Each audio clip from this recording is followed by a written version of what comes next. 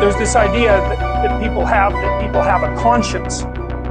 And you know what the conscience is. It's this feeling or voice you have in your head just before you do something that you know is stupid, telling you that probably you shouldn't do that stupid thing.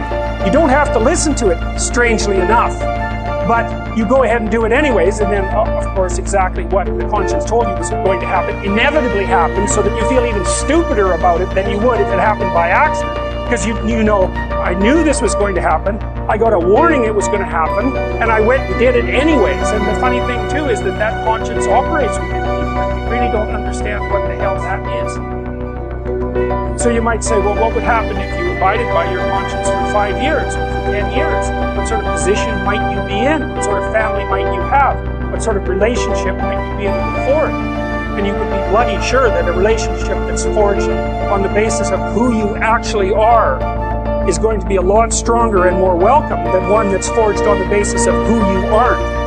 Now, of course, that means that the person you're with has to deal with the full force of you in all your ability and your catastrophe, and that's a very, very difficult thing to negotiate.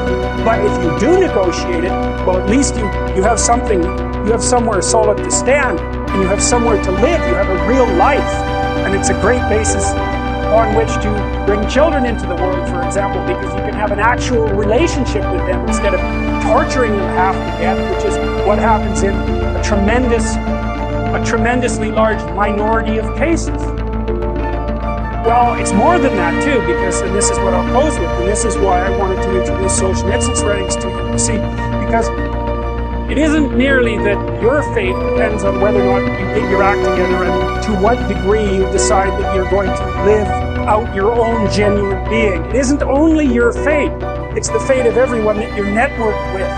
And so, you think, well, there's 7 billion people in the world. We're going to peak at about 9 billion, by the way, and then it'll decline rapidly. But 7 billion people in the world, and who are you? You're just one little dust mote among that 7 billion, and so it really doesn't matter what you do or don't do, but that's simply not the case. It's the wrong model, because you're at the center of a network. You're a node in a network. Of course, that's even more true now that we have social media. You'll know 1,000 people, at least over the course of your life, and they'll know 1,000 people each, and that puts you one person away from 1 million, and 2 persons away from 1 billion.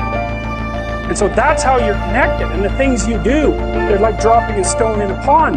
The ripples move outward, and they affect things in ways that you can't fully comprehend, and it means that the things that you do and that you don't do are far more important than you think. If you can teach people to stand up in the face of the things they're afraid of, they get stronger. And you don't know what the upper limits to that are, because you might ask yourself, like, if for 10 years if you didn't avoid doing what you knew you needed to do, by your own definitions, right, within the value structure that you've created, to the degree that you've done that, what would you be like? Well, there are remarkable people who come into the world from time to time. There are people who do find out over decades-long periods what they could be like if they were who they were, if they spoke their being forward.